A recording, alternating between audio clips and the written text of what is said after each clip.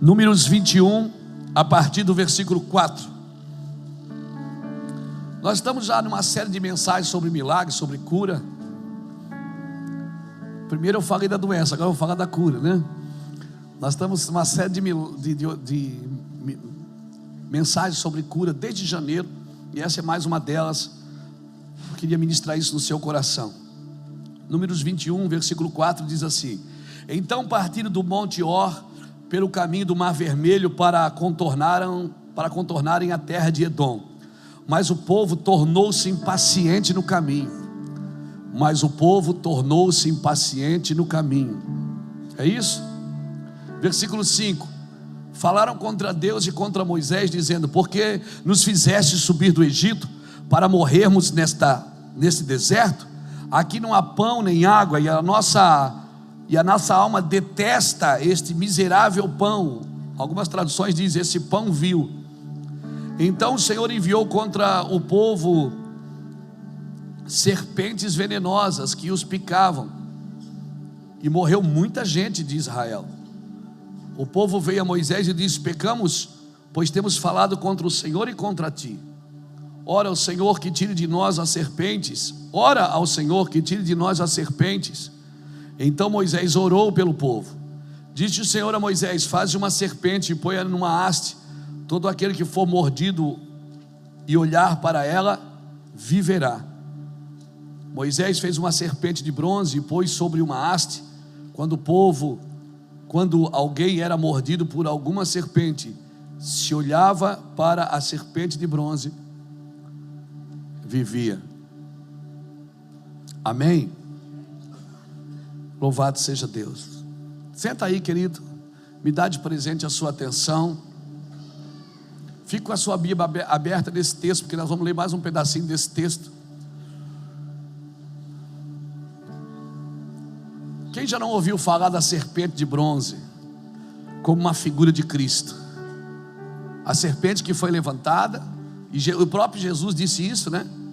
Assim como a serpente que foi levantada no deserto, assim o Filho do Homem será levantado, e todo aquele que olhar será salvo, todo aquele que receber será salvo. Então a Bíblia no Novo Testamento compara a cruz de Cristo com essa serpente de bronze. Mas deixa eu falar um pouquinho. Primeiro eu quero que você se atenha aqui quando ele diz assim: então partindo do Monte Or. Que monte é esse? Leia comigo o versículo 23 de Números 20. Volta um pouquinho.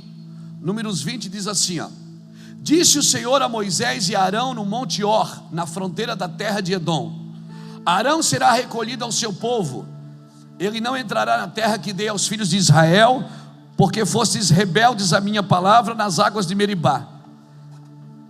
Toma Arão e a Eleazar seu filho e faze-o subir ao Monte Or. Depois despirá Arão as suas vestes e as porá em Eleazar seu filho, pois Arão será recolhido e morrerá ali. Moisés fez como o Senhor lhe ordenara, subir ao Monte Or perante os olhos de toda a congregação. Moisés despiu Arão das suas vestes e vestiu a Eleazar seu filho, e morreu Arão ali no cume do monte. Então Moisés e Eleazar desceram do monte, e quando toda a congregação soube que Arão havia morrido, toda a casa de Israel chorou a Arão durante 30 dias. Eu quero que você se detenha um pouquinho nesse Monte Or aqui, porque foi aqui nesse Monte Or que a Bíblia diz que eles partiram do Monte Or, ou seja, Arão tinha acabado de morrer.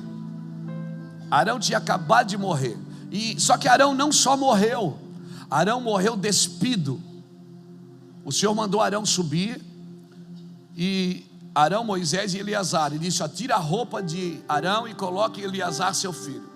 Irmãos, era desonroso para um sacerdote morrer sem as suas vestes sacerdotais.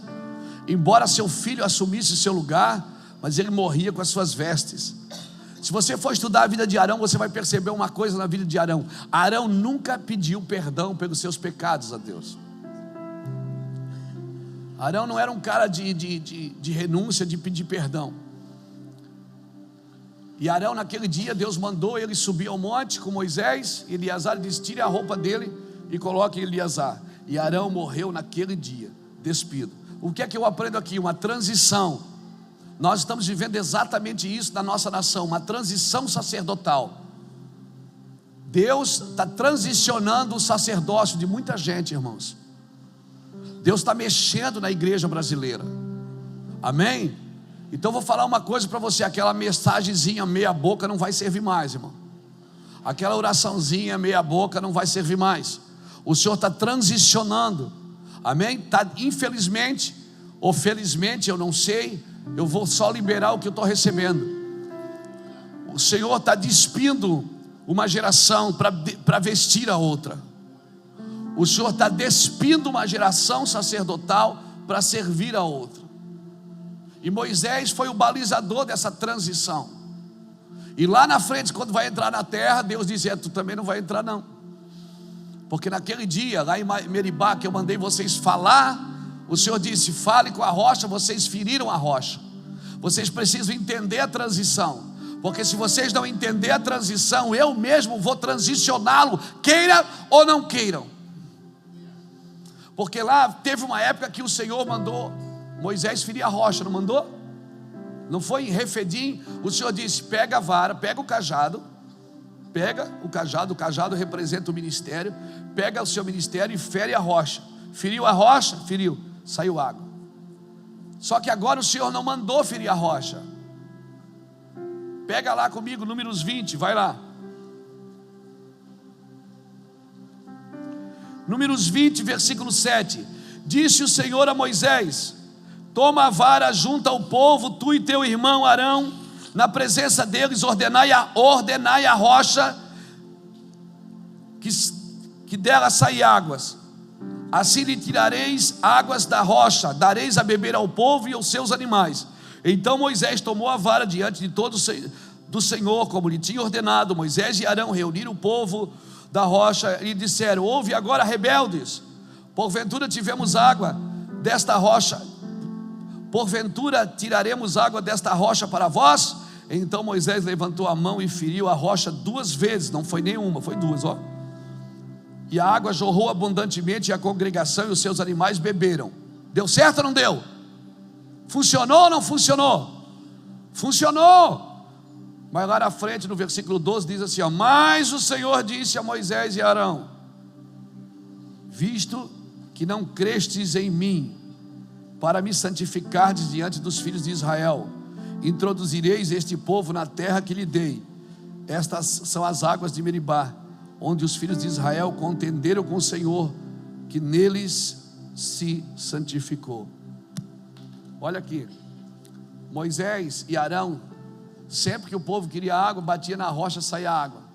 Só que agora mudou o recado, meu amigo. O Senhor não disse para bater na rocha, o Senhor disse: fale com a rocha. Só que o Senhor disse: pegue o cajado e fale com a rocha. A gente está tão acostumado a pegar o ministério e fazer ele funcionar nas pessoas, que se não dá certo como Deus falou, a gente faz do jeito que a gente sabe. Aí a gente faz do jeito que a gente sabe, ponto final. Deu certo ou não deu? Saiu água ou não saiu? Tem muita coisa que está funcionando, mas não é do jeito de Deus. Tem muita coisa que está funcionando, mas não foi exatamente como Deus falou que deveria ser. Então o funcionamento não me aprova. O que me aprova é ouvir a voz do Senhor. O que me aprova é ouvir a voz do Senhor. Mas eu amo o Senhor. Mas antes de amar, ele disse: ouvi o Senhor, Israel, amai o Senhor de todo o vosso coração. Antes dele dizer me ame, ele disse: me ouça. Porque a prova que eu amo é obedecer o que ele disse. Pegou isso? Por quê? Porque a bênção de Deus é condicional. Então está funcionando, eu acho que está funcionando, está tudo certo, porque Deus está me abençoando, afinal de contas funciona. Aí o Senhor disse: pois é, o povo é rebelde, né? Não, rebeldes são vocês, que eu falei para vocês fazendo uma coisa, vocês fizeram de outro jeito. Mas funcionou, mas não é isso que eu pedi.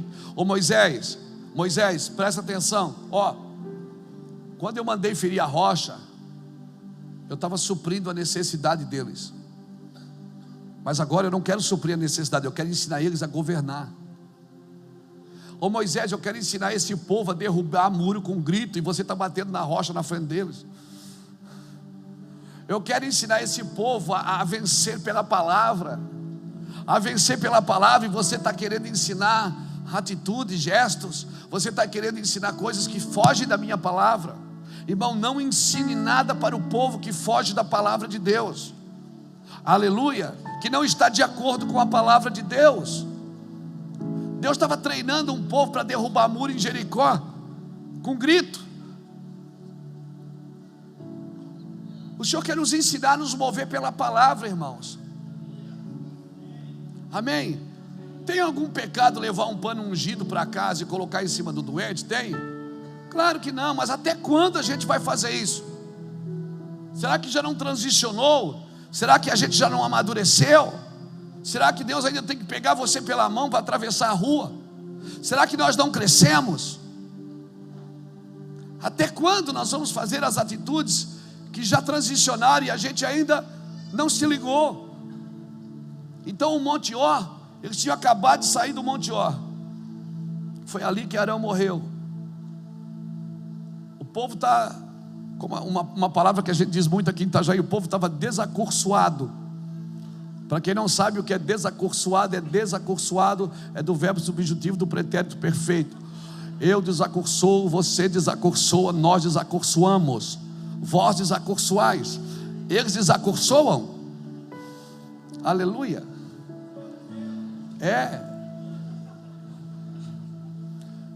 O povo já estava desacursoado.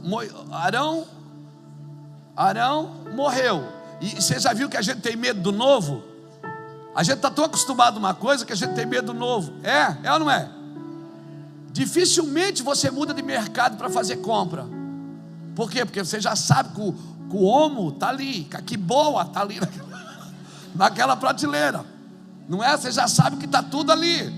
Aí você diz, vou lá no outro mercado. Não, ali eu não acho nada. Porque lá tem que procurar, ali você já sabe onde está. É ou não é? Mas por favor, querido, não tenha medo do novo nesses dias, amém? Não tenha medo, Deus está transicionando. Pisa no novo. Pisa no novo nesses dias. Mas nunca foi assim que Deus falou. Mas agora é. Nunca foi desse jeito, mas agora está mudando. É que a gente está tão habituado a fazer uma coisa. Lembra disso? Lembra disso? Essa semana nós tivemos um fato. Uma pessoa do nosso ministério faleceu. Nós tivemos lá no velório. Fui fazer o velório lá no Parque dos Crisântemos. Eu até comentei com o pastor Jacques. O Parque dos Crisântemos é um cemitério ali na Praia Brava. E esse cemitério, quando ele começou a surgir, eu era menino, eu me lembro desse cemitério. E eu me lembro que as pessoas falavam, não enterra ninguém no crisântemo, porque lá as pessoas são enterradas em pé. Isso é verdade, isso virou até casa de jornal. Dizia que as pessoas eram enterradas em pé. Eu estava conversando com o Jacques Lagos. Jacques, se lembra quando a gente era menino, né? Que as pessoas falavam isso em Itajaí? Porque era um cemitério novo, estava todo mundo acostumado a ser enterrado na fazenda, no bairro da fazenda, no cemitério da fazenda. Quando surgiu o cemitério novo, fica todo mundo assustado. Tudo que é novo parece que assusta. É ou não é, irmãos? É ou não é? É ou não é? Mas não tenha medo. Se é Deus que está condicionando você a levar para um lugar novo, não tenha medo. Se é Deus que está te conduzindo para esse lugar novo, pisa aí, meu irmão. Não tenha medo de pisar nesse lugar. Mas para pisar nesse lugar novo, você vai ter que sair do controle. Deus está transicionando. E é uma coisa, não vai parar em Arão, não. Ei, não vai parar em Arão, não. Não vai parar. Ou a gente aprende a transicionar.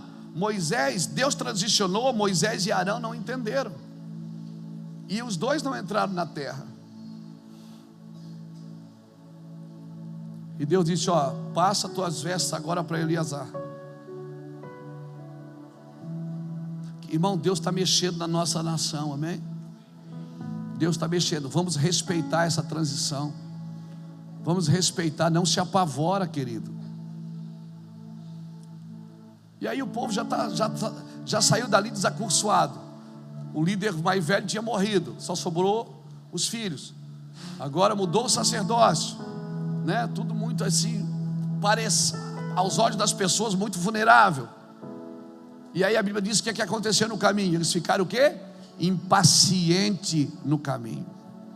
Porque pisar no novo, irmão, andar no lugar novo, a gente está tão acostumado a trilhar uma coisa que a gente não sabe fazer outra. Amém? Aleluia. Irmão, vou dar uma receita para você. Pega aquela caixinha de promessa que tem na sua estante, põe ela à parte e põe uma Bíblia lá e leia todos os versículos que você nunca leu na vida. Leia os versículos novos, não aqueles que você está acostumado, que você já tem a resposta pronta. Leia Levíticos. Mas eu não entendo, mas leia até entender. Amém? Esquece um pouco Salmos, esquece um pouco Provérbios. Amém? Leia Apocalipse. Está amarrado, pastor. Apocalipse é muito pesado. Não, vamos entrar em lugares que a gente nunca entrou. Amém? Comece a entrar em lugares que você nunca entrou. Por quê? Essa impaciência, irmão, é porque você não está sabendo lidar com a transição. As coisas estão mexendo e a gente não está, a gente está condicionado aqui dentro. A gente é que nem cavalo de padeiro. Quando eu era menino também, hoje eu estou meio saudoso. Quando eu era menino, tinha um padeiro na nossa rua que ele tinha um cavalo, e aquela caixa de pão atrás, ele vinha andando e parava, o cavalo parava. Às vezes o cavalo ia na frente dele, já parava na frente de casa. Cavalo de padeiro é assim, ele está tão habituado a andar naquele ambiente que ele só anda ali. Ele não sabe fazer outra coisa. Querido, o Senhor está mexendo para você experimentar coisas novas. Amém? Num ambiente que você precisa estar com Deus. Deixa Deus ativar você. Deixa Deus destravar você. Entra em lugares que você nunca entrou. Por favor, não fique impaciente no caminho. E aí quando vem a impaciência, o que é que vem com ela? Crítica. O problema do impaciente é sempre os outros. E aí eles começavam a criticar Moisés, começaram a criticar Deus. E aí voltavam sempre ao mesmo pecado. Qual era o pecado? Reclamar da saída do Egito. Reclamavam de estar passando luta, de estar passando necessidade. Quando eu não era crente, estava muito melhor. Agora é uma luta, parece que tem sempre alguém vigiando a gente. E tem mesmo, irmão. Espírito de Deus. Aleluia. Mas não é para te condenar, é só para te corrigir e te trazer de volta. Amém? Tem coisa, por que a gente quando a gente frustra no caminho, a gente critica e quer sempre voltar àquele pecado de estimação? Quem aqui tem pecado de estimação? Ninguém, claro. Aleluia, eu suspeitei desde o princípio. Ninguém tem um pecado de estimação. Qual é o pecado de estimação? Será que eu tenho, pastor? Define para mim. Pecado de estimação é aquele pecado que sempre que as coisas ficam nubladas para você avançar, você tem vontade de olhar para trás e você pensa nele. Ninguém diz amém. Eu sei, claro, é difícil. Mas o povo de Israel, toda vez que apertava o sapato, eles diziam: ah, meu Deus, por que a gente saiu do Egito? 30 anos depois de ter saído, 20 anos depois de ter saído do Egito, eles ainda estão reclamando porque saíram do Egito. Isso é problema mal resolvido na alma, irmãos. Enfermidade da alma. E tem algumas coisas a respeito da cura emocional que a gente precisa cuidar. E para falar em cura, eu quero aproveitar esse gancho aqui. Mas eu aceitei Jesus, pastor, estou na igreja, até vim aqui na frente dar o dízimo hoje. Querido, não é algo, a cura emocional não é algo que a gente recebe automaticamente porque aceitou Jesus. Mas eu aceitei Jesus, as coisas velhas se passaram, tudo se fez novo. A cura emocional, ela se dá no meio dos relacionamentos. Você precisa ser ministrado por alguém. Amém? Alguém de confiança, alguém que você pode rasgar o seu coração. Cura emocional não é algo que você recebe automaticamente. Aí você pode me dizer: mas o meu negócio é com Deus, eu falo tudo para Deus. Mas irmãos, a cura se dá com as pessoas. Quando eu confesso para Deus, eu sou salvo. quando eu confesso com pessoas, eu sou sarado. Amém? Agora, claro, você não vai sair botando um outdoor o que você fez, mas é muito importante que você seja ministrado. Não é algo que a gente recebe instantaneamente quando recebe o Espírito Santo. Mas eu aceitei Jesus e recebi o Espírito Santo. Mas tem algumas coisas que toda vez que aperta para frente, você volta. Isso é uma doença emocional, irmãos. E ela se manifesta no físico. Coisas mal resolvidas. Coisas que você não tratou na sua vida. E não adianta você, não, mas eu sei que eu tenho, pastor. Eu já sei. A cura emocional, ela não vem só quando você simplesmente reconhece que precisa dela. Só saber que a gente tem deficiência emocional não é suficiente. Amém, querido? Amém? É a famosa cura interior. Agora, por um outro lado, já tem tanta gente que já fez tanta cura interior que não tem mais nem interior. Por quê? Porque isso tem que sair da nossa vida, meu irmão. São escolhas. A cura interior não é operada por pessoas em nós. A pessoa que está ali ouvindo, não é ela que opera a cura em mim. Por isso não dependa dela, dependa do Espírito. Amém? Mas você precisa falar, você precisa ser tocado. Aleluia. Amém, irmãos? A cura interior não é operada por outra pessoa em nós, ela é operada pelo Espírito Santo, num processo de relacionamento, num processo de confissão. A ministração é indispensável. Aleluia. Tem gente que você fala aqui, parece que vira uma chave dentro dela, pastor Jacques. Ela entendeu. Essa pessoa, de repente, ela não precisa ser ministrada com ninguém. Mas tem pessoas, irmãos, que elas estão 30 anos na igreja, 40 anos, elas recebem toda semana a palavra. Ela come hóstia, já comeu hóstia, agora está comendo Santa Ceia todo mês. E não vai, o negócio parece que não vira. Por quê, pastor? Por quê? Irmãos, tem pessoas que são diferentes. Tem pessoa que você toca, ela ri. Tem pessoa que você toca, ela chora. Pessoas têm personalidades diferentes. Amém? A gente não pode pegar e jogar tudo numa vala comum e ter uma receita de bolo pronta para todo mundo. Tem pessoas que você, numa conversa, você ajuda a restaurar a vida dela. Tem pessoas que estão conversando há 1 ano, agora que achou a ponta do novelo. Amém, irmãos? Irmão, o pecado tem nome. Dá o nome dele, meu irmão. Amém? Bota esse lixo para fora.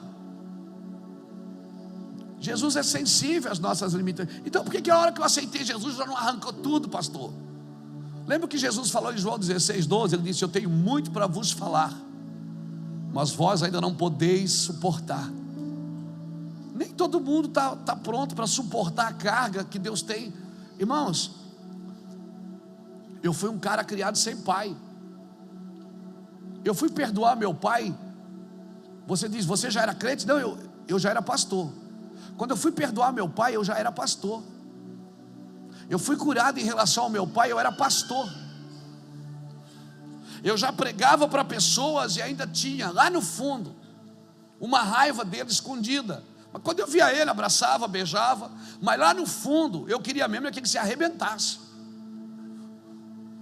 Até que alguém ministrou comigo e disse: fala do seu pai para mim, Luiz. Eu digo: não, do meu pai não. Não tenho nada para falar dele. A pessoa pegou: fala mais dele. Eu disse: não, mas eu não tenho, não quero falar dele. E comecei a chorar. Aí você diz: você já era crente? Não, eu já era pastor. Então eu sei o que eu estou falando para você, querido.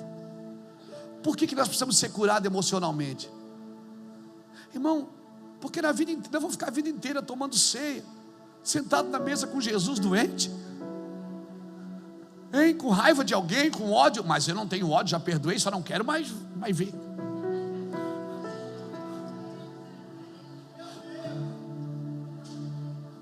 Eu até perdoo, mas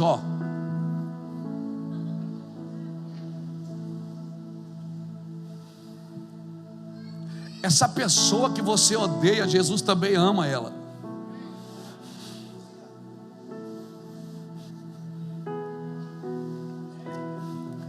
Por isso que há entre vós fracos, doentes, Paulo diz, e muitos que dormem, porque vocês não discernem o corpo de Cristo.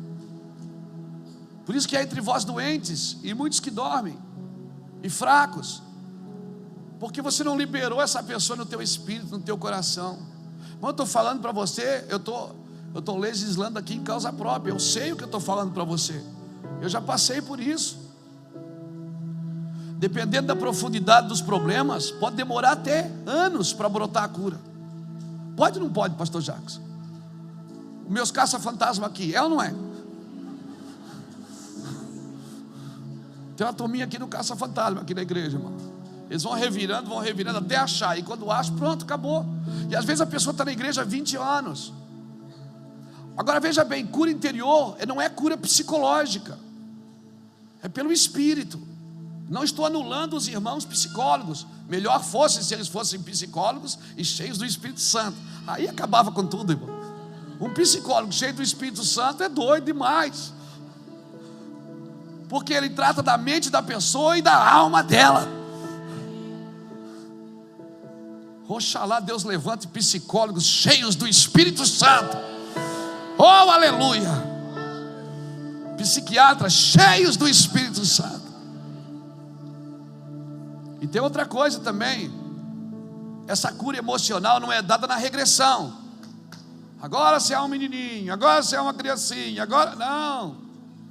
Abra comigo Números 32.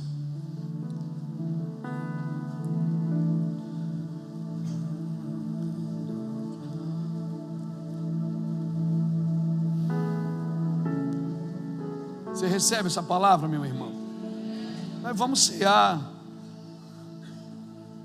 Nós vamos ceiar, não podemos estar mais na mesa doente, não.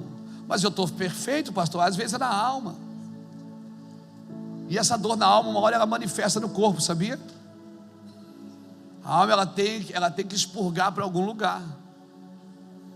Números 32 diz assim, ó. É só um versículo bem pequenininho, só para a gente se achar. Números 32, versículo 23. Eu não vou ler tudo, senão vai demorar muito. Diz assim, ó: se não fizerdes assim, estarei pecando contra o Senhor, e sabei que o vosso pecado vos há de achar. Amém? O que é que eu estou falando? Por que eu estou lendo isso? A cura não é dada na regressão. Deus não nos leva a vivenciar situações passadas, mas Ele traz o presente. O Senhor está sempre jogando o passado na frente para você consertar. Não se trata de levar você na regressão. Não se trata de você voltar ao ventre da sua mãe. Não. Se trata de Deus ir lá atrás, buscar o que você não consertou e jogar na sua frente. Aí você depara com aquilo de novo. Irmão, quem faz a prova e é reprovado, o que é que tem que fazer? Tem que fazer a prova de novo. Então você diz, meu Deus, estou 10 anos nessa prova. Porque há 10 anos você ainda está doente no mesmo lugar. Você precisa ser curado emocionalmente. A alma é um pêndulo, irmão, de um sino. Ou ela pende para o espírito, ou ela pende para o corpo.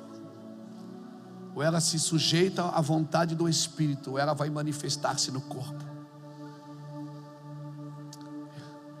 Que o Senhor manifeste o espírito dele nas nossas almas. E o Senhor nos cure a cada dia com a sua presença e com a sua santidade. E sabe o que é que acontece com pessoas que frustram no caminho? Pastor Fernando, primeiro vira crítico. Segundo, começa a amaldiçoar. Eles começaram a amaldiçoar o maná. Eles diziam assim, ó, esse maná, esse pão vil, nós estamos cansados de comer esse pão do céu. A palavra de Deus passa a ser para você algo comum. Você não quer mais Bíblia, você não quer mais maná. É verdade. Aí aparece um ateu na televisão, bem inteligente, você fica, meu Deus, é isso aí que eu preciso. Ei, a inteligência de nenhum homem pode libertar você. O que liberta você é o poder do Espírito de Deus. Aí aparece alguém falando umas frases bonitas. Aparece alguém falando umas frases bonitas, umas coisas que encaixam. livros que você adquire no aeroporto, de autoajuda, e aí você diz: uau, até que enfim achei alguma coisa que me joga para frente. Não adianta jogar você para frente se não curar a raiz, meu amigo. Lá na frente você pode estar com 70 anos, 80 anos, no leito de morte, você vai ter que consertar. E a única coisa que cura a raiz é a palavra, porque o machado está posto à raiz. Amém? O machado está posto à raiz. Pastor, mas eu nunca dei fruto na vida. Então o machado vai dar a raiz, vai derrubar essa árvore, vai plantar uma árvore nova para que você dê fruto. Pastor, mas eu já estou dando fruto. Então o machado vai só no galho, vai quebrar o galho para que os ramos aumentem e você continue dando mais fruto ainda. Mas ninguém escapa da palavra de Deus, irmãos. A nossa geração aprendeu a viver na autoajuda, nos paliativos para a alma. Você sabia que o remédio mais vendido em 2015, 2016 foi Rivotril? Que inibe a alma das pessoas, que inibe a alma. Não, a alma ela tem que ser governada, não inibida. Você tem que olhar para dentro da alma e dizer: aquieta-te dentro de mim, alma, porque tu ainda louvarás ao Senhor. Aleluia. Querido, entra num quarto com uma Bíblia, leia a Bíblia, fale com Deus, conta para Ele da sua infância, chama Ele de Pai. O Espírito Santo vai começar a fazer você lembrar de coisas que precisam ser consertadas na sua vida.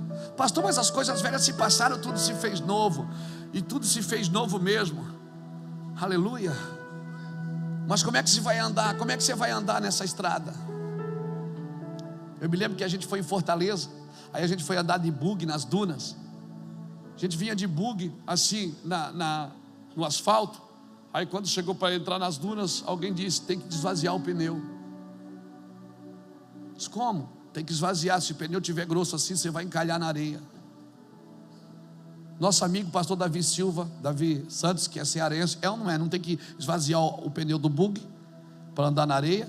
Por quê? Para andar na areia é uma calibragem, para andar na rocha é outra calibragem, meu amigo. Então quando a gente entrava com o bug na areia, tinha que esvaziar bem o pneu, para ele não atolar na areia. Quando você voltava para o asfalto, você tinha que encher bem o pneu, aí você podia andar numa velocidade maior, porque a calibragem para areia é uma coisa. Você está construindo na areia, pode ser essa calibragem aí mesmo, mas se você quer construir na rocha, meu irmão, você vai ter que mudar a calibragem. Amém? A calibragem tem que ser mais forte, ela tem que ser mais consistente. Não se trata de crescer, se trata de ser consistente naquilo que você está fazendo. Eles começaram a amaldiçoar o maná. Você já viu que quando Deus levou o povo para o deserto, qual foi a primeira coisa que Deus fez? Foi mudar o cardápio. O pão começou a cair do céu. Abra comigo Deuteronômio capítulo 8, para você dar uma olhada nisso.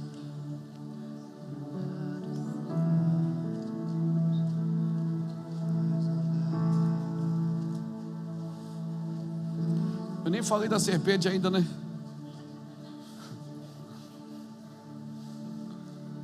É sempre assim.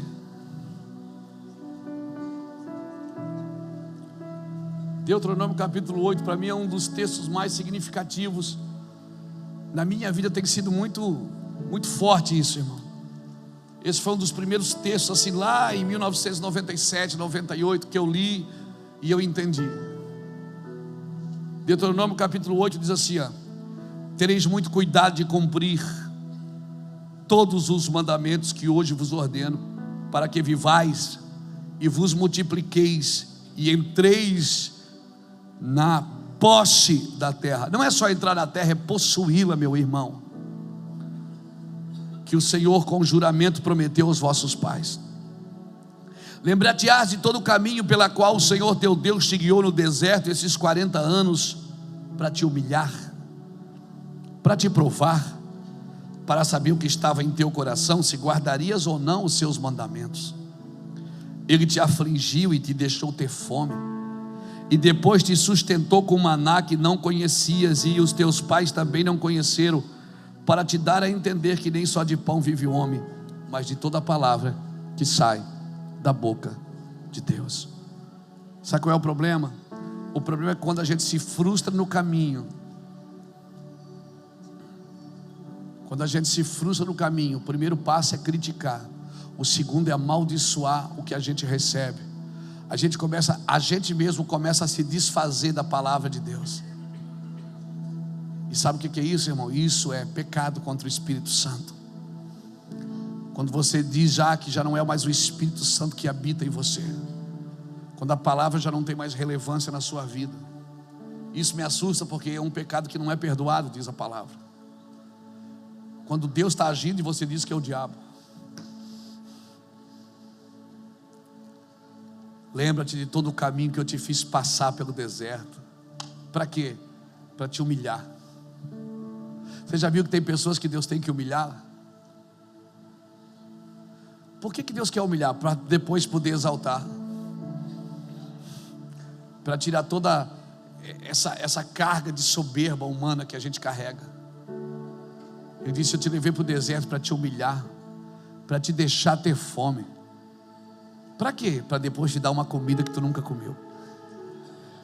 Vou te dar uma comida que você nunca comeu, uma revelação que você nunca viveu. Então, irmão, todo tempo de prova, de luta, não é para a gente se esmorecer no caminho. Amém? Eles começaram a amaldiçoar Moisés, começaram a amaldiçoar a palavra, o maná que eles comiam. Eles começaram a dizer: esse pão, viu, nós não queremos mais, nós não queremos mais isso. E aí veio as serpentes. E quem é que enviou a serpente?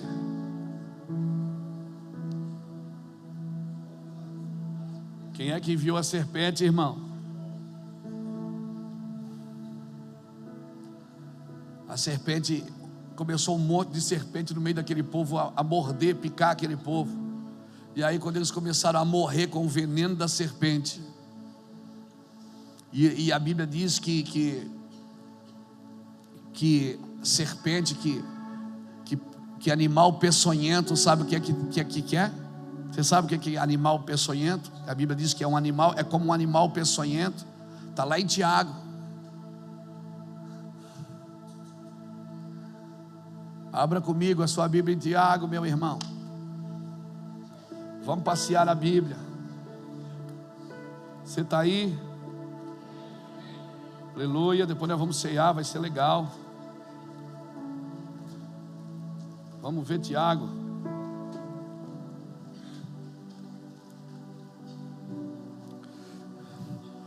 Capítulo 3 diz assim: meus irmãos, não sejais muito de vós mestres, sabendo que receberemos um juízo mais severo.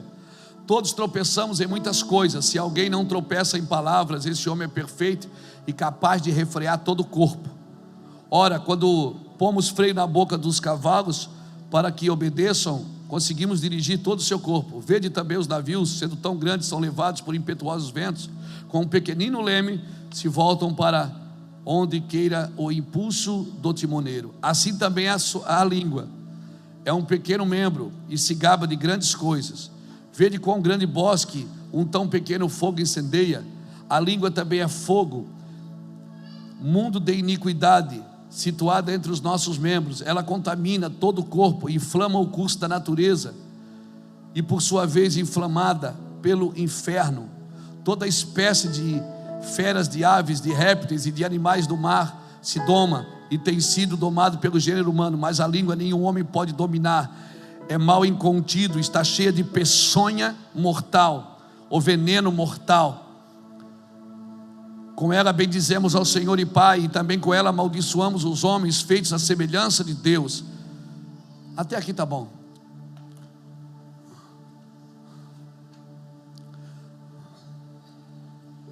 A Bíblia chama de animal peçonhento a nossa. Eles foram feridos por cobras, pelo animal peçonhento. Uma serpente, uma não, várias, milhões delas no meio do povo, e picava e matava o povo. Até que o povo correu para Moisés e disse: faz alguma coisa, nós queremos pedir perdão. Nós pecamos contra o Senhor e contra ti. O Senhor tirou as serpentes? Não. O Senhor tirou as serpentes? Não, o Senhor foi lá, chamou os bombeiros e foi lá e mandou tirar a serpente. Não, o Senhor disse: levanta uma serpente de bronze, coloca numa haste, todo aquele que olhar para essa serpente de bronze será curado e não morrerá. Ou seja, eu não vou tirar as serpentes, mas no meio das serpentes eu vou levantar uma de bronze, e vocês vão olhar e vão ser curados. Aprenda uma coisa: Deus não tira você do meio do pecado. Não adianta orar para você dizer: Deus, tira isso de mim. Não sai. Você tem que sair. Você que tem que olhar ali no meio. Você tem que ver, olhar para a cruz. Deus vai levantar a cruz no nosso meio e vai dizer: olhe para isso. O primeiro passo qual era? Quem for mordido, olhar para ela, para a serpente de bronze, da figura do Calvário, viverá. Irmão, se a cura física, se a gente acha que ela não é provida pela cruz de Cristo, porque esses israelitas tinham que olhar para uma serpente que simbolizava a cruz, que simbolizava hoje Jesus.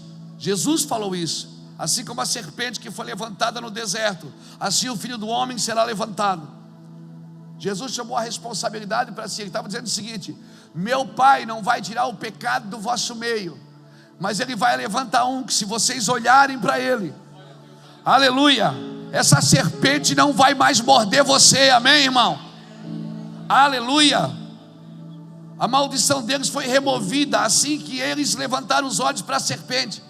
E da mesma forma é quando você levantar os olhos para essa mesa hoje, irmão.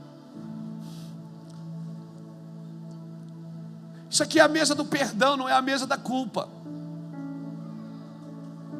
Isso aqui não é a mesa da condenação.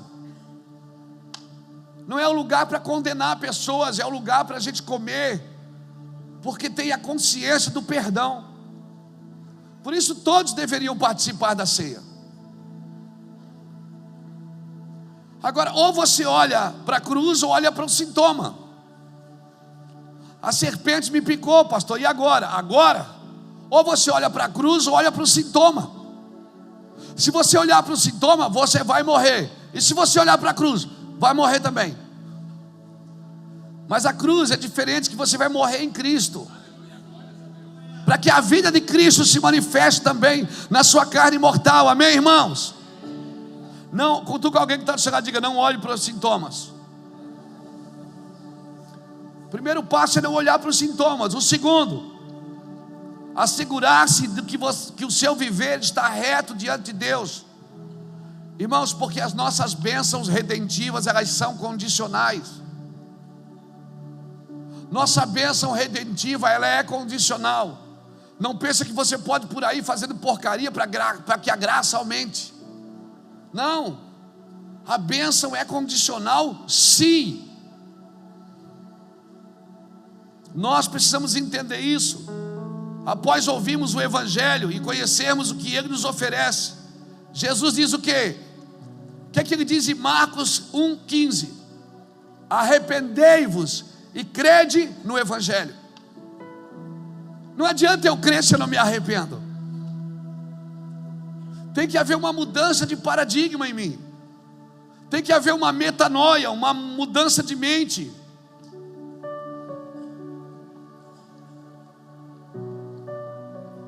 Então, irmãos, a instrução para a cura também é redentiva.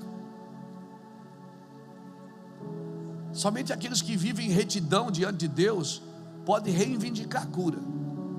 Eu não estou dizendo com isso que as pessoas que estão doentes, elas não estão vivendo em retidão diante de Deus. Não é isso que eu estou dizendo. Eu estou dizendo que quando nós buscamos a cura para o nosso corpo, não devemos estar devendo nada para o diabo. Se você vai buscar cura, você não pode estar com dívida com Satanás.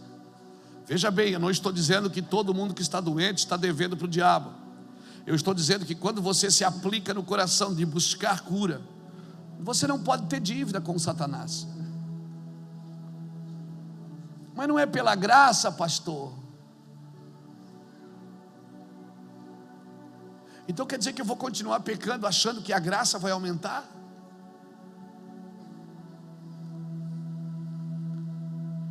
Irmãos, eu vou falar uma coisa séria.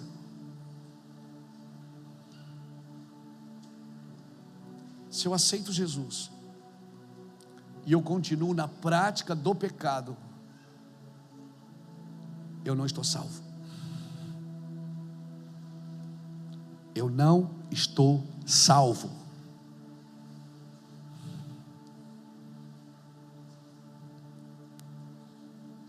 A Bíblia não diz que aquele que aceita Jesus é salvo. A Bíblia diz que aquele que crê e se arrepende será salvo. Eu posso ter aceitado Jesus sem ter me arrependido. E aí, pastor? Como é que eu sei que eu me arrependi? Quando eu não pratico mais o que eu praticava antes. Então não vem com esse papo que agora eu aceitei Jesus e eu estou salvo. Eu estou salvo quando eu me arrependo.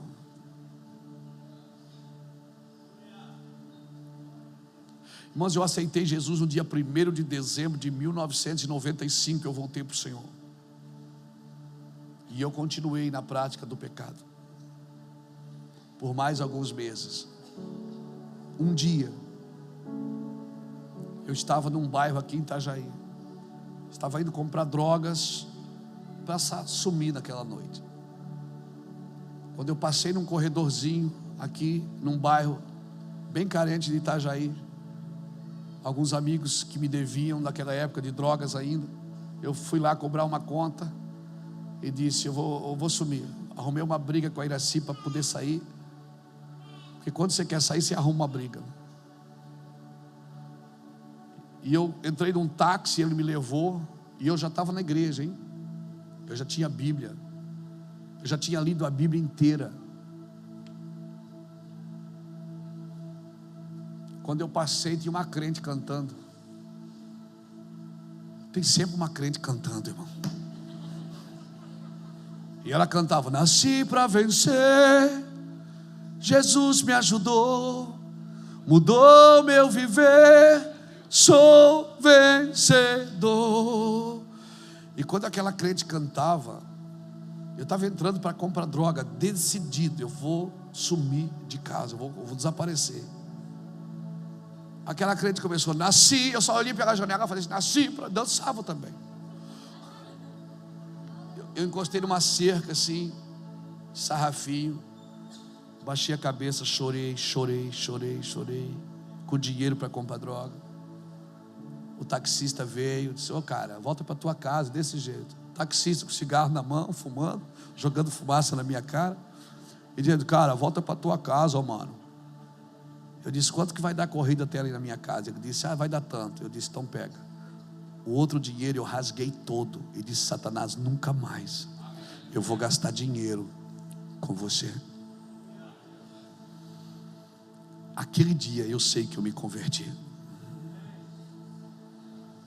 Foi naquele dia que o meu coração mudou. O meu coração não mudou. Mudou o meu entendimento, mudou a minha percepção, mudou a minha vontade, mudou a forma que eu comecei a ver Deus, mas o meu coração não tinha mudado ainda. Naquele dia, o meu coração mudou. Então, querido, eu sei que você pode estar sentado na igreja, tomando ceia e estando doente na alma, sem perdoar, sem abrir mão.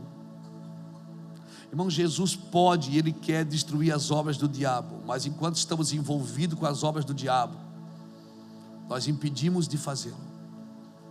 Nós estamos impedindo Jesus de fazer o que Ele disse que faria. Eu vim para destruir as obras do diabo. Tem coisas que o Senhor atende, irmão, se não tiver dívida com o pecado.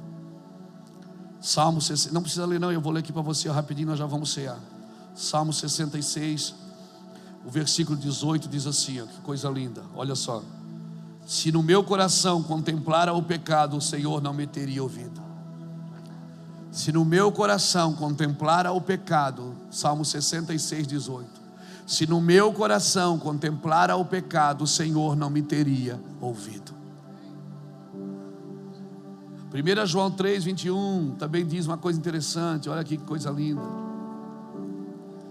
1 João 3:21 diz assim: amados, se o coração não nos condena, temos confiança para com Deus. Sem condenação a confiança é grande, irmão. Irmãos,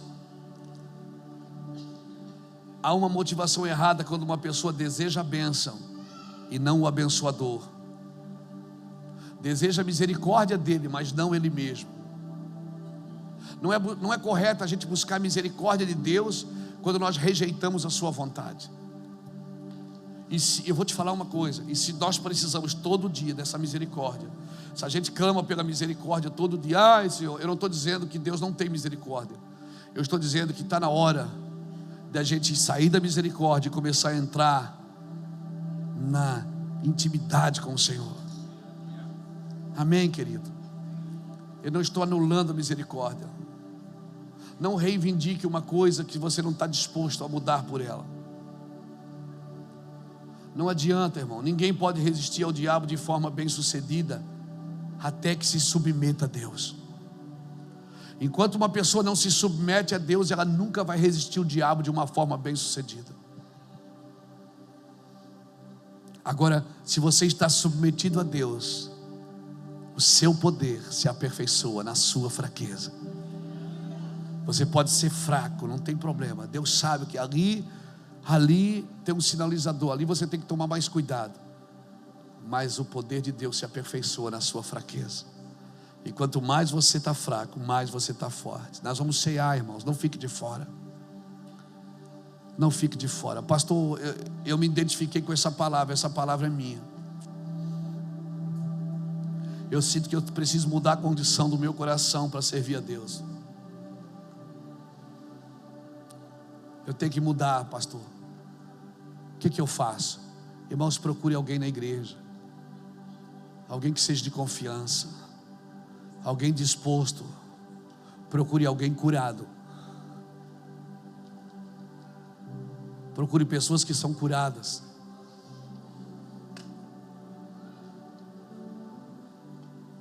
Procure pessoas que estão caminhando para o mesmo lugar que você, querem o melhor de Deus. Quando nós caminhamos para o mesmo lugar, a gente se encontra no caminho. Aí você diz, pastor, mas eu não achei ninguém curado. É difícil de achar mesmo, porque todos nós estamos procurando a mesma coisa. Mas procure alguém sincero, que esteja buscando as coisas de Deus. Amém? As promessas de Deus, irmãos, elas são para os obedientes. As promessas de Deus são para os obedientes. Em nome da graça, a gente foi anulando muita obediência.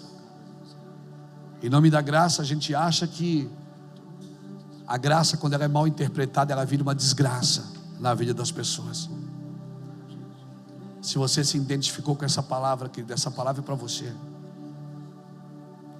Não fique de fora da mesa do Senhor. Nós vamos ceiar, amém? Fica de pé comigo.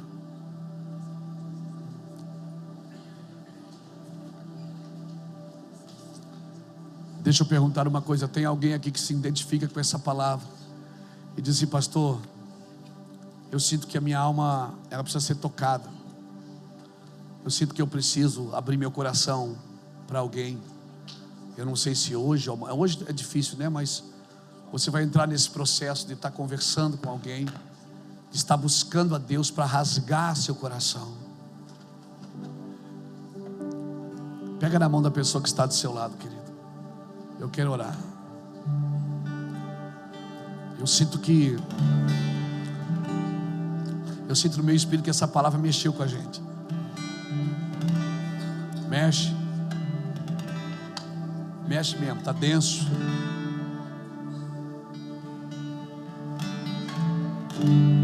Mas por favor, deleita-te no Senhor e Ele vai conceder os desejos do seu coração, amém? Deleita-te nele, feche seus olhos, fale com Deus. E se de alguma forma você se identificou com essa palavra, diga, eu quero ser curado. olhos revelam que nada posso esconder, que não sou nada sem ti, ó fiel Senhor. Tudo sabes de mim. Quando olhas meu coração, tudo podes ver bem dentro de mim. Leva minha vida a uma só verdade, e quando me olhas, nada posso esconder. Sei que a tua fidelidade leva minha vida mais além do que eu possa imaginar.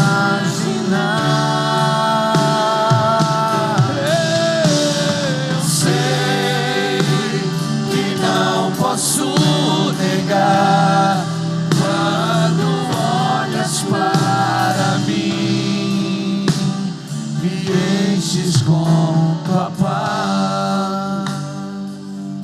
Essa canção, teus olhos revelam que eu. O que é que revela os olhos dele? Quando ele bate os olhos na gente. Salmo 32 diz isso: não sejais como o cavalo e nem como uma mula, que precisam de cabrestos, senão não vem a ti. Mas guiar-te-ei, instruir-te-ei o caminho que deves seguir, guiar-te-ei com os meus olhos. Por isso que a Bíblia manda você olhar firmemente para Jesus, porque o olhar do Senhor nos constrange. Quando o Senhor olha para nós, não conseguimos ocultar o que carregamos, o que somos. Por isso que nesses dias eu não tenho que entregar o que eu tenho, eu tenho que entregar o que eu sou. Se eu quero ser transformado, eu tenho que entregar o que eu sou para o Senhor. Amém, irmãos? Amém? Graças a Deus. Toma o seu lugar, nós vamos cear. Eu queria chamar os irmãos que vão servir a ceia.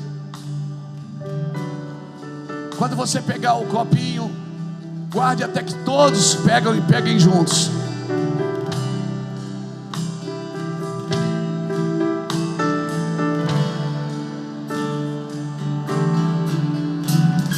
sei que a tua fidelidade leva a minha vida mais além do que eu possa imaginar.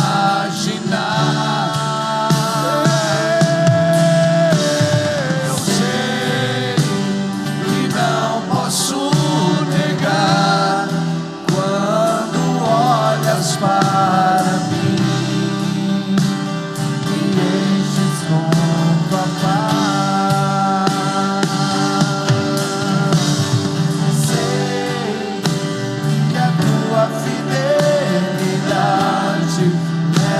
Minha vida mais além do que eu possa imaginar. Sei que não posso negar quando olhas para mim, me enches com tua paz. Quando olhas para mim, me enches com tua paz. Quando olhas para mim, me enches com tua paz. Quando olhas para mim, me enches com tua paz. Guarda isso no seu espírito. As promessas de Deus são para os obedientes. Provérbios 3, 7 e 8 diz: aparta-se do mal, isso será saúde para o teu corpo e refrigério para os teus ossos. Obedeça para que tudo te corra bem e tenha vida longa na terra. Salmo 84, 11 diz: ele não nega bem algum para aqueles que andam em retidão. Então, querida, a palavra é cheia de bênção condicionada. Por isso, antes de buscar qualquer coisa de Deus, devemos nos submeter primeiro ao maior mandamento. Ouve, ó Israel, o Senhor, e ama o Senhor de todo o teu coração, de toda a tua alma, de todo o teu entendimento. A aliança, querida, ela é mantida em bondade por 1000 gerações, diz a Bíblia. Então, quando nós praticamos essas coisas, nós temos legalidade para reivindicar coisas dentro da nossa casa. Como eu disse, eu não estou dizendo que pessoas doentes estão em desobediência, não é isso que eu estou dizendo. Eu estou dizendo que se você ficar doente, você obedece ao Senhor, você tem legalidade. A cura vem pelo nome de Jesus, não depende nem da gente. Mas o Senhor não retém bem algum daqueles que o buscam, daqueles que andam em retidão. Amém, irmãos?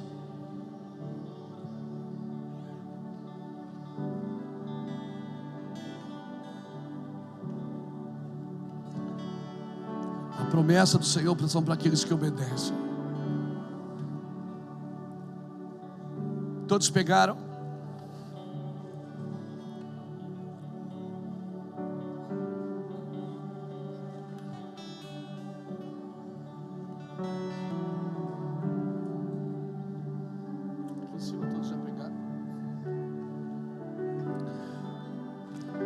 Todos já pegaram? Fique de pé comigo.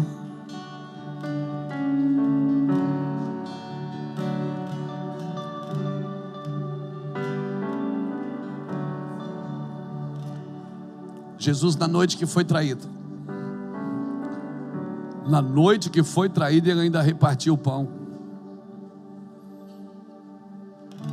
Ele pegou o pão, deu graças e o partiu. E disse: levante seu pão.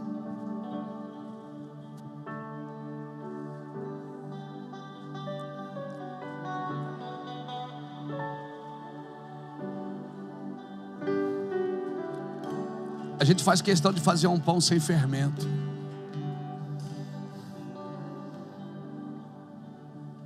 Porque não pode levedar essa massa, irmão.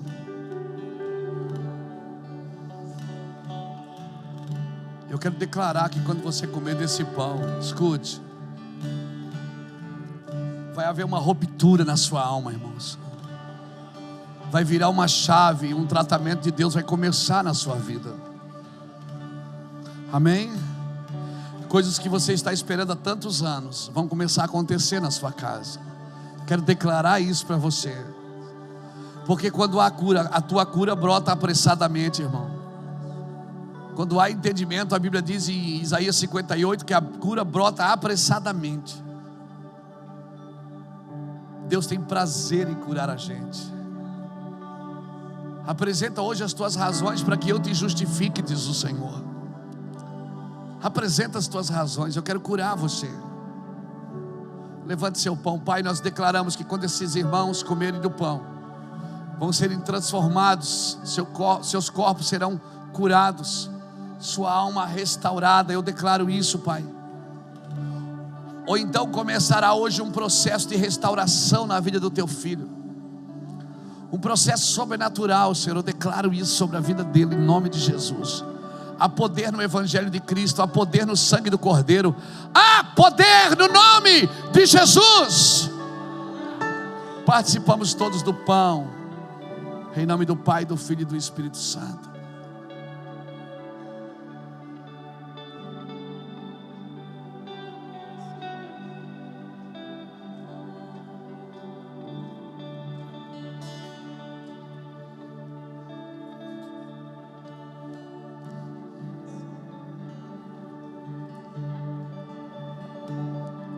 Nessa mesma noite ele pegou o cálice e ele disse: ó, eu tenho uma nova aliança. Naquela noite ele transicionou, pastor Betinho, da morte do cordeiro, da morte dos bois, da morte das rolinhas. Aquela noite ele transicionou quando ele disse: esse é o cálice da nova aliança.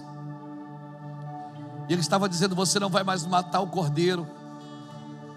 Depois, se você ler Jeremias capítulo 7, versículo 20, vai estar escrito lá: eu nunca vos pedi que matassem animais para mim, mas eu pedi que vocês ouvissem a minha voz e guardassem a minha aliança. Deus sempre só quis ser ouvido. Tudo que Deus quer é ser ouvido. E às vezes nós até oramos, falamos com Ele, mas não ouvimos o que Ele está dizendo. Oração não é para você falar para Deus, é para você ouvir a Deus. Ele disse: esse é o cálice da nova aliança do meu sangue. Aleluia. Ele está dizendo: eu vou transicionar também o sacerdócio. Eu também vou transicionar. Você quer se sentir perdoado? Você não vai mais ter que matar um bezerro, um boi, um novilho. Não, você vai. Ei, você vai sentar na mesa comigo. Pai, nós oramos por esse cálice e declaramos que esse é o cálice da nova aliança e reconhecemos isso. Por isso vamos comer e beber agora. Vamos beber, e a hora que esse líquido entrar no nosso corpo, Senhor Deus, nossas células, nossas juntas, nossos tendões, nossos ossos, o Senhor restaura a força como a de uma águia. Fortalece as nossas vidas contigo, papai.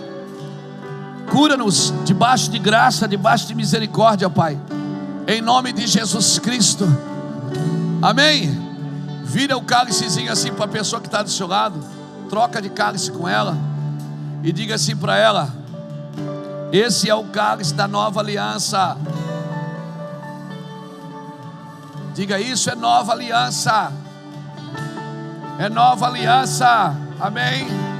Fernando, é nova aliança.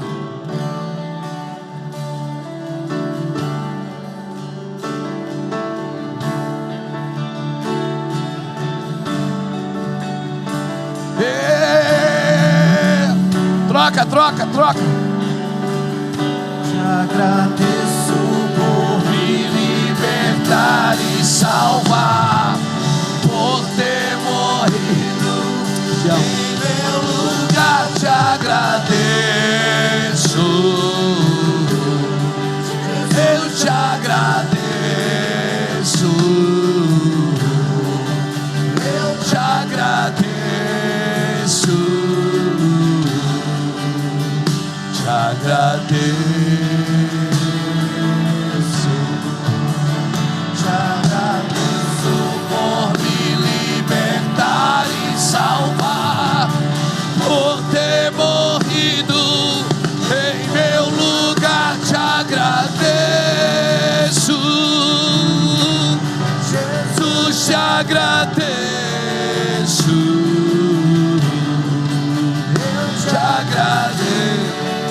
Participamos todos, em nome do Pai, do Filho e do Espírito Santo.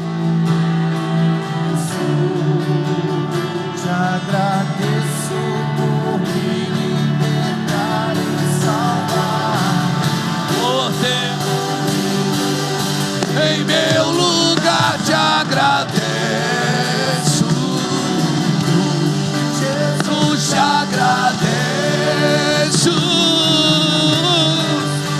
Eu te agradeço, eu te agradeço.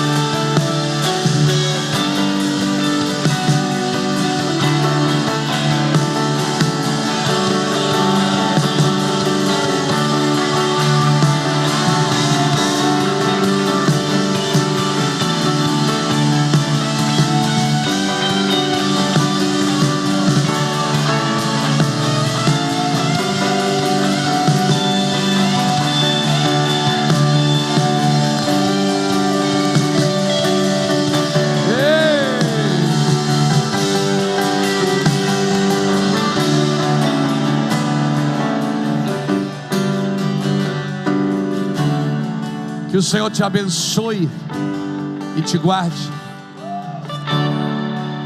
Que o Senhor faça resplandecer seu rosto sobre ti e tenha misericórdia de ti. Que o Senhor sobre ti levante seu rosto e te dê a paz que excede a todo entendimento. Amém, irmãos?